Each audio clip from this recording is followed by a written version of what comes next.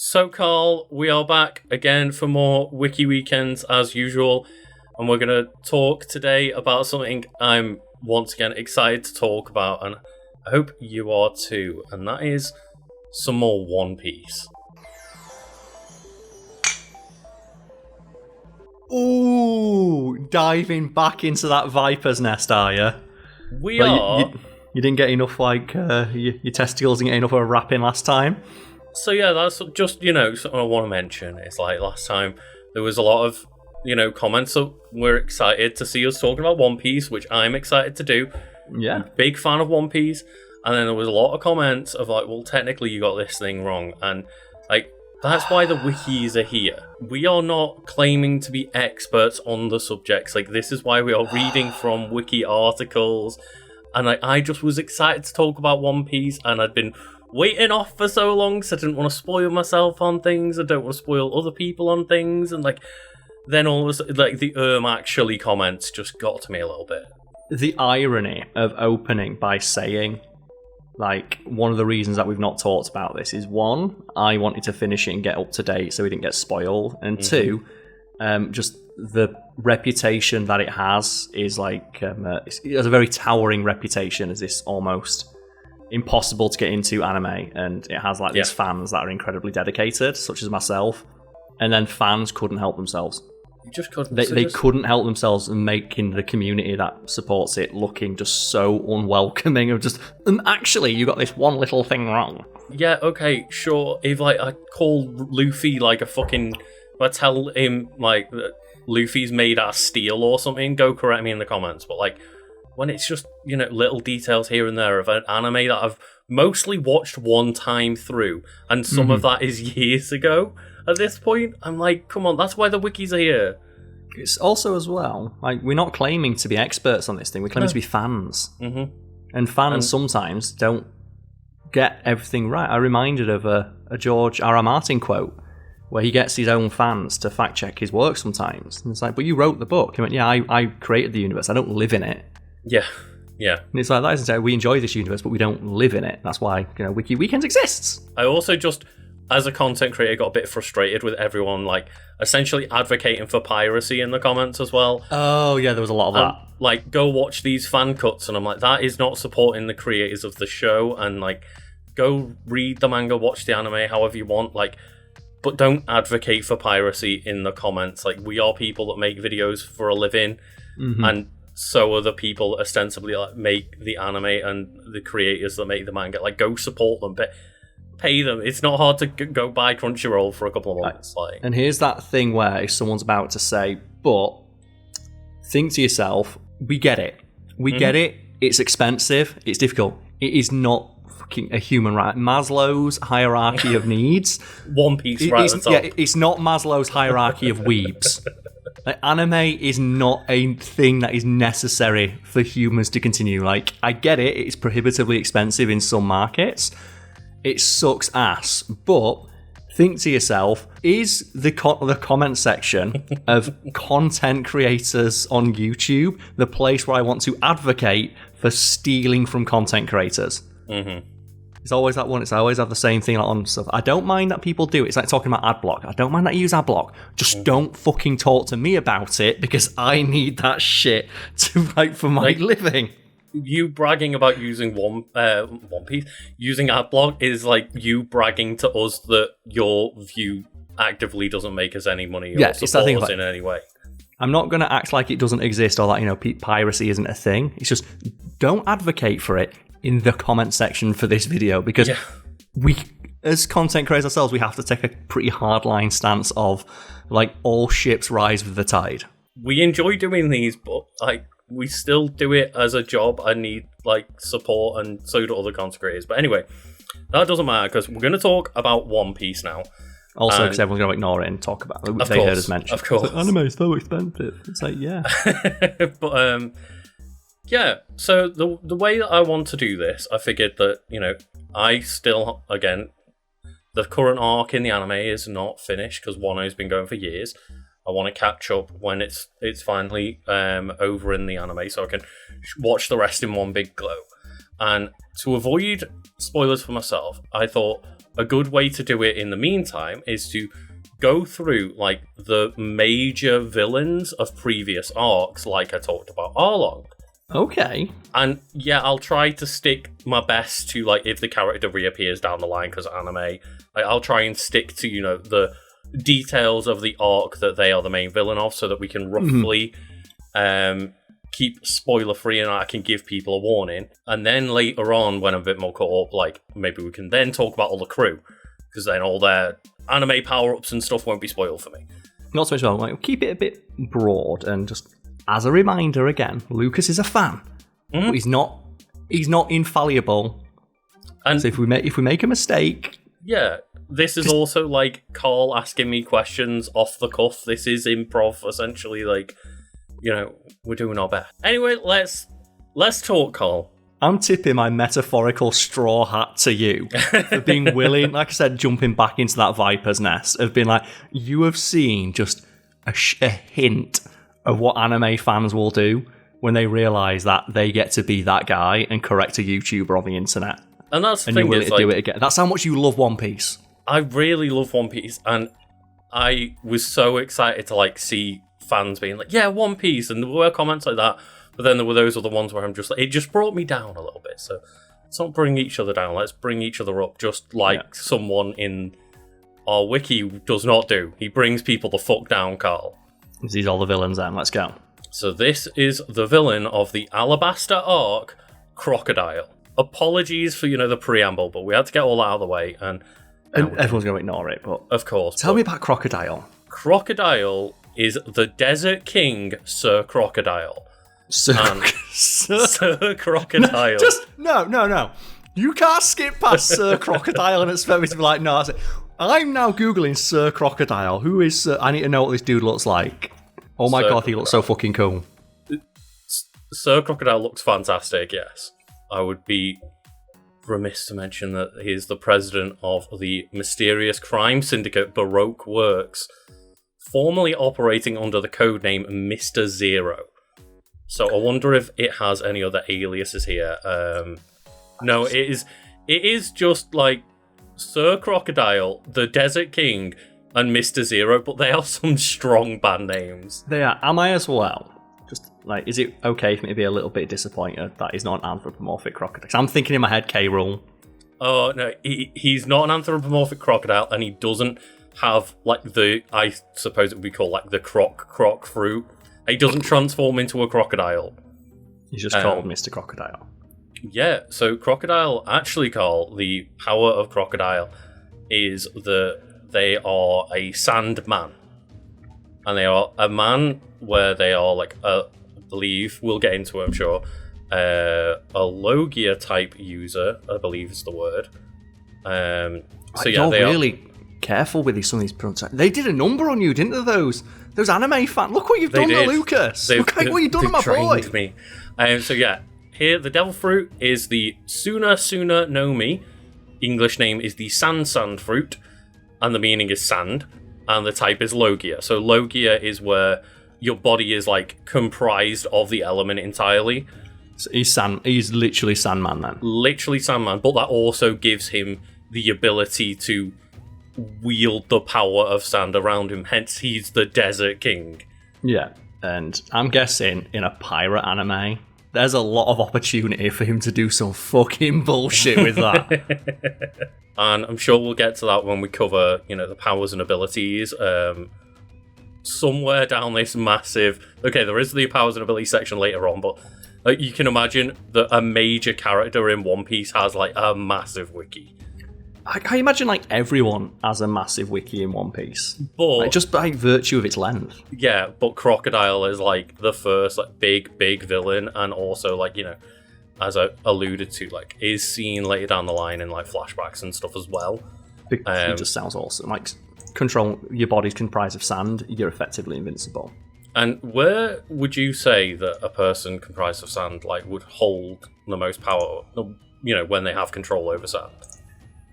I'm gonna guess on like a desert island. It's not a desert island, but it is just like a desert region. Okay, because I was thinking like pirates, like you go to a desert island. It's like no, but and why is that desert island chasing us? They are the leader of Baroque Works with Nico Robin, formerly known as Miss All Sunday, a thing in Baroque Works where all of the power rankings of the men are basically Mr. Zero is number 1, then Mr. 1 is the person underneath Mr. Zero, Mr. 2 is third place, etc., etc., and then all of the females are different days, like, so notable days. So, for example, like Miss Valentine's and things like that. As I mentioned, Crocodile is the primary antagonist of the Alabaster. It's Arabaster/Alabaster, because obviously there's like the LR pronunciation with a lot of manga and anime and stuff, and like both spellings and pronunciations are ostensibly the same thing. Okay, so what's the most up their own arse you've seen someone get about that? Because the one that I'm aware of is Guts. Oh, okay. From Berserk, where you'll get those like anime fans are like, no, it's Gatsu. It's actually pronounced Gatsu. And then there's that interview with the writer of Berserk where he's like, no, it's Guts. So he just straight up, it's Guts. So what's like the most you've seen someone get up their ass about that? I maybe not the most, but the one obvious example is like the Super Saiyan / Super Saiyajin from Dragon Ball. That's an obvious one, but another major villain that we will cover presumably quite soon is a character who's called Enel or Eneru. Again, like Enel, Eneru, like the sound is the same sound, and therefore like both spellings are legitimate because, you know, it's just that weird translation thing of like they don't have a specific like the L or U sound is like very similar in Japanese. Yeah, there's not a direct translation, so like, you know, both the westernized pronunciation and the Japanese one are considered to be acceptable. You know, in this case, like Alabaster or Arabaster are both considered like okay to say. Yeah, and that's the thing of like I remember my ex, who was like, you know, spoke fluent Japanese, who told me of like the pronunciation for King Ghidorah. She told me that pronunciation, and the amount of weebs who corrected my pronunciation of that in a video we did once, like, but that's the right pronunciation. That's how. So obviously, I literally asked someone who's fluent in the language how to pronounce it. The only way you could have pronounced it better is if you put on a mock Japanese accent, which I'd argue is way more insulting than, like, you know, the way you pronounced it. Yeah, exactly. But weeb's got a weeb. Weeb's got a weeb, and we are weebs, to clarify. That's like, Lucas, Weebin Wednesdays, let's go. Weebin Wednesdays. Weebin Wednesdays, let's get it going. Crocodile is one of the longest running and most noteworthy primary adversaries of the series, as he was the first enemy to hand Luffy a complete and utter defeat. And again... So is it fucking beat down? It's 2 fucking beatdowns. We are talking spoilers for Alabaster Arc again. I'm going to do my best to like try and post Alabaster, not really talk about what goes on spoiler wise with Crocodile, but absolute just utter beatdown leaves Luffy for dead in the middle of the desert alone. It's like, holy shit. Are you telling me that in a shonen anime, the big villain beats the protagonist at first? In the middle of the arc, for then the main character to then come back with some kind of new ability or idea to defeat the villain. Next, you're going to tell me that Luffy then has to train and gain a new power. Actually, no. Luffy has to come up with an ingenious way to hurt Crocodile. Well, how do you hurt a man made of sand? Exactly. How do you hurt a man made of sand, Carl? Can you think of a way? Okay. So I'm going to use my knowledge of comics here, which is not as substantial as other people. You know, Sandman, generally it's either getting wet, but I'm guessing that's probably not going to work in a universe where there's water everywhere. Does getting wet work? You hit the nail on the head. Okay, it's getting wet. Straight away. Because it's like a desert region, you know, Crocodile figures, let's go take over that. But via a combination of like, I'm sure we'll get into it, but like there's this like powder that they evaporate into the clouds to make it so that it doesn't rain, but also it's kind of potentially that he is so powerful that he can help control the weather with his sand powers and take moisture out of the sky as well. Like there's kind of like a maybe that's not confirmed in the anime as far as I'm aware, but he completely just turns the entire land into a land of complete and utter drought, so that there is no way that anybody or any water can touch this man. So is it are we talking like Wicked Witch of the West levels of weakness here, where like one single drop is like, I melt? Or is it like you have to like completely submerge him? No, submerging him would work because he's a devil fruit user. They're all weak to seawater anyway, but the way that Luffy does it is he figures that, well, if I make him wet, then he's punchable. And because the sand all compacts. Because the sand compacts, and then his body, instead of like all the sand separating out and the attack missing or going through him, now he's compacted, so he has a physical form that can be. That's clever, because that's what happens when sand gets wet and it gets struck by force. It compacts and becomes as solid as concrete. Yeah, and it's really fun in the anime because, like, round 2, Luffy comes in and he's strapped like a giant mechanism of like a big barrel with like water dripping down his arms and shit. And he's just like, fuck it, I'm just going to go in with a giant barrel of water on my back and just beat the ever-loving fuck out of him. And again, as I say, he gets a second beat down. Oh, like, so he powers through that? That's the thing is, like, Luffy figures out a way to hurt him, but is still not capable of taking down this former warlord of the sea. Okay, which, so you know, the title that we liked last time is like, he is one of the 7 warlords of the sea, and it's like, but then round 3, Karl, is when Luffy is like, fuck it, I need to take this man down, because essentially he's going to like destroy the entire kingdom. Because he's just going to turn it all to desert. And he's going to like blow people up and shit. That's like the impetus of the kind of reason why Crocodile needs to be taken down, like right here, right now. Mm-hmm. And Luffy just has to beat his face into a brick wall until he can defeat Crocodile. But basically the reason why he can hurt him in that fight is because he just starts bleeding so much that his body's just covered in blood. And that is so brutal. It's like, that's rough. He's so covered in blood that every hit starts being held to hurt him, because he's just moisture now. He's just blood man. Because I mentioned like Guts earlier, there's that bit where he wears that special armor where it's like, it doesn't actually make him any stronger. It basically just holds his body together. And they say that, Guts has broken every bone in his body, but the armor's holding him together so he can still fight. And it's like, so just on the inside, it's just like breaking apart. Like, how did he get the name Crocodile then? Is it just because of his personality? Does he wear crocodile skin shoes? Does he have a pet crocodile? That'd be kind of cool. Or is he just in his? Name? So I will see One Piece. I'm gonna show you the crocodiles that he has within his within his lair. So I've got to say, I've seen pictures of him. He's just like cool dude in a suit with a big scar across his face, which is reminiscent of like, you know, a crocodile's jaw. Mm-hmm. Like it looks like, you know, across the scars across his face would look like his face could open up and stuff, but.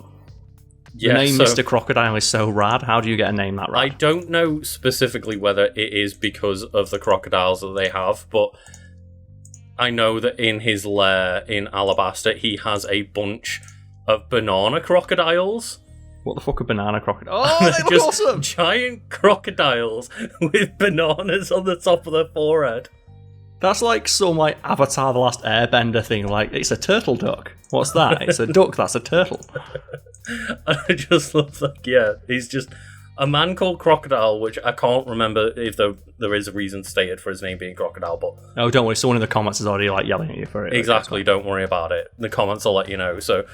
Yeah, he's just a guy with a bunch of banana crocodiles in his giant banana crocodile-themed casino in the middle of the desert. It's like, So he's already very similar to K. Rool, like trying to get a banana horde. But it says here, personality. Crocodile is a seasoned, cunning, and business-savvy pirate who is self-assured and confident in himself, the same thing, and his own abilities, as evidenced by his former title as one of the 7 warlords of the sea that he held on for years. He enjoys toying with weaker opponents, often grinning and laughing smugly during battle. However, due to his overconfidence, He seriously underestimated Luffy's willpower, and this eventually led to his defeat. And that's He is an anime protagonist, yeah. That's the classic anime protagonist of, being super overconfident and thinking, oh, this rookie child with, no real bounty is going to never be able to take me down. I'm one of the 7 warlords. Yeah. It's like, I will not let you destroy this world. It's like, turns out this rubber child just will never stop punching. So that's the thing. It's the old classic, isn't it? There's nothing that won't die if you just keep punching it enough. Luffy's like got to figure out. It's like, nah. It's like it might take 1,000,000 punches, but through blood and poison, he will defeat it. So Crocodile is first introduced as an intimidating and sophisticated mastermind. Although to the people of the Alabasta Kingdom, he was viewed as a savior figure who protected the country from pirate attacks. And it's difficult to get a boat onto a fucking desert. That's the whole kind of thing. He uses his criminal, mafia essentially to be able to stop everybody from coming in, and he can protect that island. And that's he's saying, "Oh, I'm helping you guys as one of the 7 warlords," but actually, he's the one making the drought happen. He's the one trying to cause civil war. He's the one trying to kill a bunch of people and then cause the complete and utter failure of the kingdom and then take over for himself. I get it, yeah. It's like, I'm going to save you from a problem I caused. Yeah, exactly, yeah. And so he's seen as this amazing guy, and he's one of the 7 warlords, and then as he gets taken down, the moment he gets taken down, rain starts happening again, which is, again, why it's implied that maybe he is part of the reason, not the entire reason, that the drought is happening, because the moment he's unconscious, rain starts pouring down. I thought it was really bad timing. Yeah. If we just waited 5 minutes later to start this fight, it could be a coincidence. It could be, but, it's one of those things of, it's more of a symbolic thing. That, oh, look, now we finally defeated Crocodile and the land can stop prospering and having rain again. And do you read that as just a fancy symbolic gesture of the writer, or do you read that as, oh, well, that implies his power is stopping that rain coming down? So in spite of his status as a national hero, Crocodile could not care less for the local population and their adoration for him, looking down on them as fools and only acting against threats in order to keep up appearances. In his plot to take over Alabasta, Crocodile callously and inhumanely orchestrated the destruction of several communities with the intent of inciting strife that would eventually lead into a bloody civil war. Crocodile's actions were enough to disgust even former bounty hunter Rono Zoro, who described the warlord as the worst of scoundrels that they've seen so far in the anime, because things get worse over time. It's like, I can't imagine anyone worse than this. And just whatever character's coming up, it's like, tee-hee. You can't believe how much shit I'm going to do.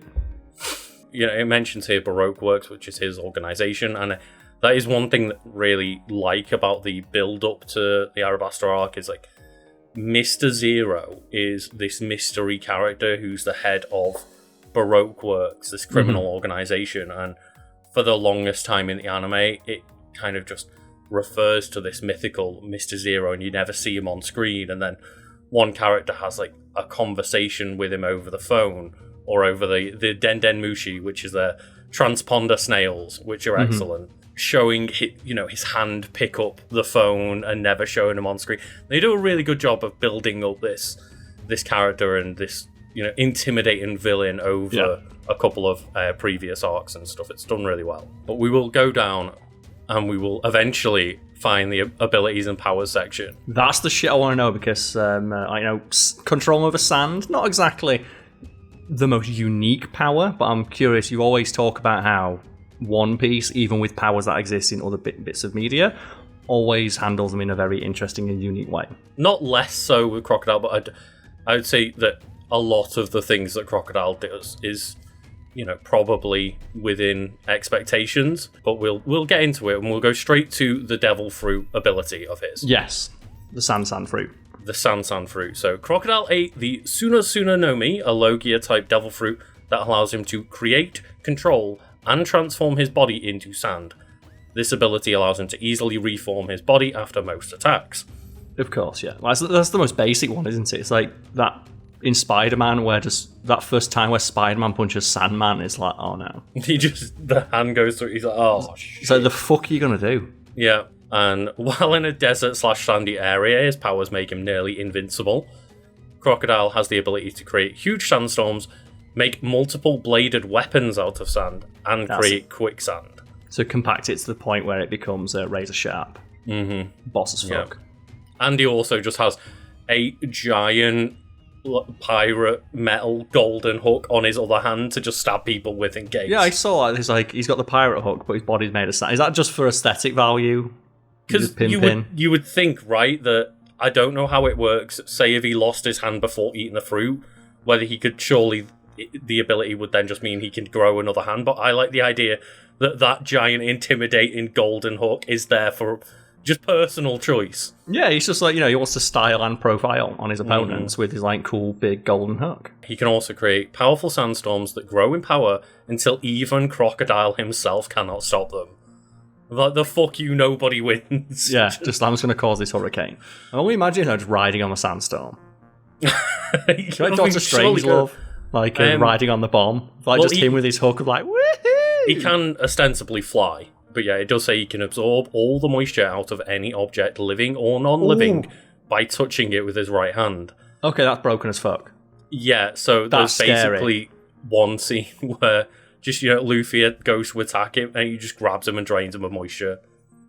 It's like, oh, you can... Oh, that's terrifying. Just turns you into SpongeBob when he's in, like, Sandy's house.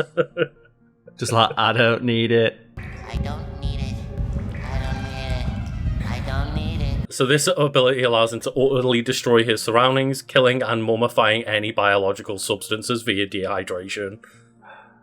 Like, just the idea that he can just, like, put his hand on the floor and just, like, spread the dehydration and just mummify things in his wake. Just the dryness. He's never been drier. He's not quite at Toph levels of broken with ground manipulation, because this application doesn't work on metallic substances. I will never stop laughing. All those people get annoyed at, like, Gara being beaten by Toph in Death Battle. Oh, yeah. because they say of, like, oh no, but Gara can do this, like, but Toph has, like, absolute control over all Earth, not just sand. Mm-hmm. Not just sand, all Earth. If one person can control sand and all other Earth elements, and the other person can control sand, who do you think is going to win in that fight? And then, yes, it does also mention here, if moisture comes into contact with his body, it immediately reverts to solid form and cannot transform. This will be interesting then. Okay. I guess we can end on this as, like, a little bit of trivia that I might not be aware of. And that is the translation and dub issues. Yeah, because One Piece is notorious for having a bunch of stuff that changed, like in dubs and stuff, because, as you mentioned there, like, Luffy punches something so much that he's fighting with his own blood, and for the most part... Own sweat in the 4-Kid dub, Carl. Yeah, it's that thing of, like, it's... Because like, obviously anime over in Japan, like, it's seen as entertainment for both, like, adults, teenagers and children, depending on which one it is. Where over here it's like, it's a cartoon, it's for kids. But it's a cartoon where someone punches someone with his bones broken and arms full of blood. The 4-Kid dub is, like, notorious of just the Yu-Gi-Oh! 4-Kids is, like, really bad for censorship as well. And, like, I will say Shadow Realm is fucking hilarious. That, like, people don't know, the Shadow Realm's, like, not a thing in the original, like, Yu-Gi-Oh! Show. They made it up because, like, in the original, they just straight up fucking die. Like, when it's not the sense that they just die. It's like they are in the afterlife. Like, it's like a game of Magic the Gathering where they're just shooting people over a card game. But yeah, there's a lot of different 4-Kids things that we can you could probably do an entire episode on the differences of 4-Kids with That's an idea, Piece. yeah. Just different, like, changes between the original and... At least, though, when they did, like, another dub, they started again. Mm-hmm. So it's not like Dragon Ball Z where you've got that weird thing where it's like, between the first couple of seasons, like, the Ocean dub is there, and then they slowly translate it over to new voice actors, but then the current voice cast that we have had the first season of Namek where, like, they tried to impersonate and blend the original voices into the new voices, and they sound all weird. I stand by, though, Goku and Piccolo driving cars is god tier. It's fucking god tier shit. I don't care what anyone says, that's the best episode of Dragon Ball. Eat my dust, Piccolo! Was that a challenge? But yeah, in the 4Kids dub, Crocodile underwent several edits. After his first fight with Luffy, Crocodile dangled Luffy upside down with his hook instead of impaling him. Fair.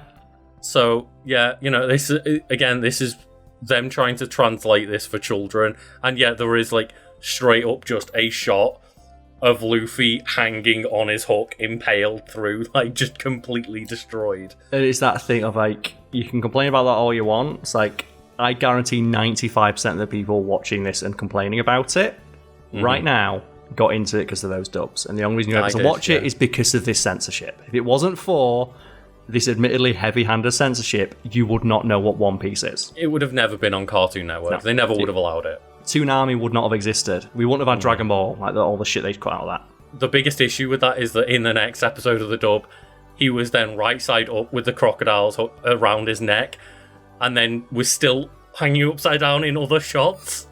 It's fine. It was for kids. Kids are idiots. Did you notice that? No?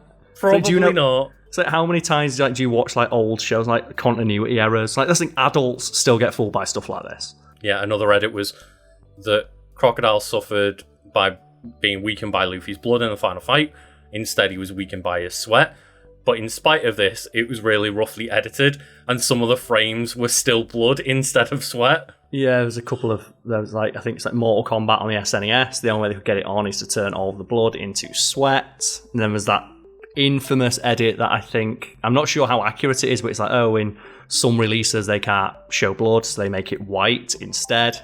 It was like a weird grey sweat instead, but I think it was on both console versions, but then the Sega version, turn it back on. The Sega version, whether you want to call it Genesis or Mega Drive, you had the code to turn the blood back on, which is apparently a major reason why like Sega got really successful, is because you could have the blood code. I don't know how true that is. That's just off the cuff, but it's one of those. It's like industry rumor at this, but legend even. Yeah, but yeah. Also in the Tomb with Nico Robin, instead of impaling her through the back, he just hit her in the back. Fair enough. If you've talked before about this, haven't you? It's there's a character called like Smoker, is it? Yeah. Where he smokes a cigar, and they edited it by just covering his head in smoke the entire time. And didn't you say you think that looks cooler? He's a character made of smoke, and then he also like smokes a bunch of cigars and has a bunch of he has like a bandolier of cigars, I think, if I remember right, which they just edit out. But then it's just like his mouth is just emanating smoke, and I'm like, actually, that's kind of cool. Yeah, it's the thing where it's like they didn't mean for that to do, but it's kind of an interesting visual choice. Additional scenes with Crocodile smoking cigars also were cut. However, in one episode, 4Kids forgot to edit his cigar at one point, so he just randomly has a cigar in his mouth at some point. Yeah, it's like that one. Is it Sanji? Is he the one who smokes a cigarette? He smokes cigarettes all the time, but it's a lollipop instead in the 4Kids. Which I think that's cooler. It's fine, yeah. Because I hate, like, it's one of those things where it ages media so poorly, where the cool, quote-unquote, thing for a character to do is to smoke, whereas, like, I have never seen anyone look cool smoking, ever. I mean, Sanji does a pretty good job of it sometimes. But it's that thing of, like, now imagine how much he fucking stinks. Yeah, exactly. It's that one. It's like, I think it's cool. He's just with a lollipop. It shows like he's still got that devil-may-care attitude, and he's got like a quirk that he does. But I cannot stand the trope of like they smoke to be cool, because all I think is you look so fucking lame. Like they cut many bits out of the 4Kids bit, but due to cutting out the little garden art where Mr. 3 fails him, he feeds Mr. 3 to his banana wani. I hope that's pronounced right, but that's what the crocodiles are called. It's banana crocodiles. The banana wani, apparently. Naturally. So that was just completely pointless. It's which itself was a plot hole, as he said. He ordered Mr. 3 to follow the Straw Hats since they left Town, when he didn't even know about them yet. Oh, there's plenty of... And it's like, it's just little plot holes that kids are not going to notice, but I do like the idea that, oh, you completely failed your mission, I'm going to feed you to these giant crocodiles. What did he do wrong? The entire failure of his mission is just gone. Yeah, so he just looks like he does it just to be a dick, which is kind of in keeping with the character. By the sounds of it, anyway. Yeah. It creates a very villainous person that would just murder his own subordinate for zero reason. This does also make sense when I was talking, because I nearly mentioned this earlier. Okay. When I was talking about how he's like the villain that is kind of only seen from, certain angles and never really revealed for a long time. Mm-hmm. So there are 2 direct inspirations thus far that have been confirmed by Ichiro Oda, the creator. So Crocodile's appearance and methodology strongly evoke 2 iconic icons of Western pop culture. Can I try and guess? Oh, okay, yeah, go for it. So I'm going to guess he's got a hook on his hand and a scar across his face. Is it a James Bond villain? Who's that James Bond villain with is it the man with the golden hand and then the scar? Who is it? Who's like the James Bond guy? So I presume you are talking about the James Bond franchise's Blofeld. Is that the one with one eye? Blofeld is the one with the scar across his eye, the white cat sitting in the chair. Mm-hmm. The very iconic and parodied. The one that inspired Dr. Evil. It's because you sent me that Austin picture Powers. of him. Yeah, you sent me the picture of him with the crocodile. Mm-hmm. So I'm thinking petting the crocodile. So Like the cat? Yeah, Blofeld was one of the 2, and then can you guess what the other one was? Can I get a clue? It is Disney. You mentioned the characteristic that a minute ago. Scar? The lion Scar? No. Think of a pirate. Not Jack Sparrow, because that's too... A Disney pirate. There's a pirate in Disney? You're gonna kick yourself. I guess I am. I'm not the biggest Disney stan or anything, but I'm drawing a blank. You're gonna know this character. Everyone when I knows think this pirate character. Disney's, I'm thinking Jack Sparrow, but it's clearly not that because that's It's later. not. You're thinking of Captain Hook. Oh, for fuck! The crocodiles. Captain Hook, the crocodile. Yeah. I got the James Bond one. So I was thinking, that picture, I keep looking at the art you sent me. It's a big villain, never seen on screen. Because that's in my head as well. I'm not thinking of James Bond. I'm thinking of Dr. Evil, which is obviously mimicking the James parody Bond. of Blofeld, yeah. So I was thinking of that, of the hook-handed pirate that has associations with a big crocodile. Yeah. I was thinking I wasn't thinking pirate necessarily as much as I was thinking unseen villain. Yes, yeah. I told you you'd kick yourself for that one. Yeah, fuck's sake, Captain Hook. It's even in the name, innit? Yeah. Got half of it right. Oh, but this has been a long episode. Apologies for keeping you so long talking Not as long about as One Piece, Carl. Not as long as One Piece. That's the thing, is it's going to be hard How to many do episodes short are- One Piece episodes. Are you planning on doing more of these then? I'll stop, I'm going to do it. You can't stop me. I'm going to keep going until, we've got everyone watching and Carl to start watching One Piece. Well, I won't need to, because I can just watch all these. It's true, but yeah. You telling me everything I need to know. The thing is, now that I've opened the floodgates of One Piece, Carl, you can't stop me. But to be fair, I did do an episode talking about bones. So, you know what? That's basically have you ever heard that description of shows like Bones and Grey's Anatomy? It's One Piece for white women. You heard that? Grey's Anatomy. Grey's Anatomy is One Piece for white women, so that's what it is. Oh, If I keep talking about Bones, you can keep talking about One Piece. Let's do it. That can be the agreement. So look forward to 30 Bones episodes. There's a lot of stuff we can talk about in Bones. It's basically an anime. Oh dear. Thank you everyone for watching. I hope we can all crush my spirits a little bit less this time in the comments. I just want to talk about One Piece. I just want to talk about this thing that I enjoy. Please. I don't want to have to keep justifying my love for it. Oh dear.